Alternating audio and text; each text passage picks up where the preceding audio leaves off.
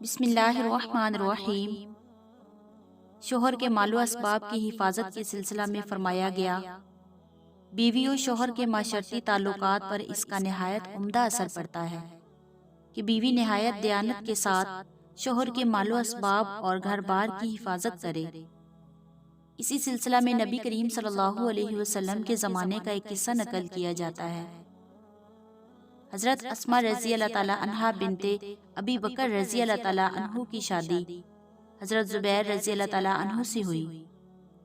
وہ گھر میں تھی کہ ایک غریب سوداگر آیا اور کہا کہ اپنے سایہ دیوار کے نیچے مجھ کو سودا بیچنے کی اجازت دیجیے۔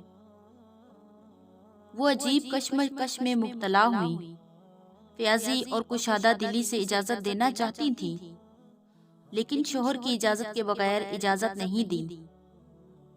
بولی، اگر میں اجازت دے دوں اور زبیر رضی اللہ تعالیٰ عنہ انکار کر دیں تو مشکل پڑے گی۔ زبیر کے موجودگی میں آؤ اور مجھ سے سوال کرو۔ وہ اسی حالت میں آیا اور کہا، یا ام عبداللہ، میں محتاج آدمی ہوں، آپ کی دیوار کے سایہ میں کچھ سودا بیچنا چاہتا ہوں۔ بولی، تم کو مدینہ میں میرا ہی گھر ملتا تھا۔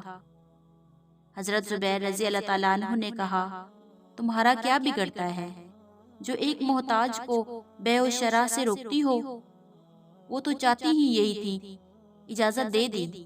وہ نہایت فیاض تھی، اسی لیے صدقہ و خیرات کرنا بہت پسند کرتی تھی، لیکن شوہر کے مال کے سوا ان کے پاس اور کچھ نہ تھا اور شوہر کے مال میں بلا اجازت تصرف نہیں کر سکتی تھی۔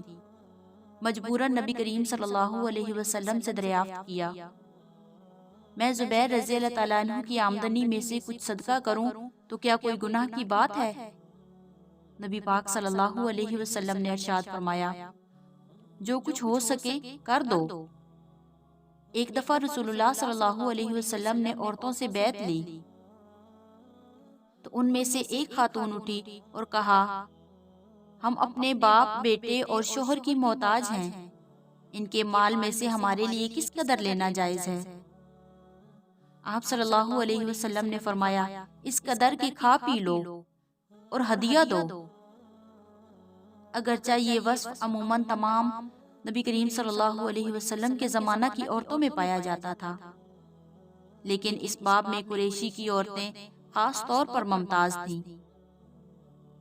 چنانچہ رسول اللہ صلی اللہ علیہ وسلم نے اپنی زبان مبارک سے ان کی ان خصوصیات کو الفاظ میں نمایاں کرتے ہوئے فرمایا، قریش کی عورتیں کس قدر اچھی ہیں، بچوں سے محبت رکھتی ہیں اور شوہر کے مال و اسباب کی نگرانی کرتی ہیں۔ واللہ اعلم۔ اللہ پاک عمل کی توفیق دے۔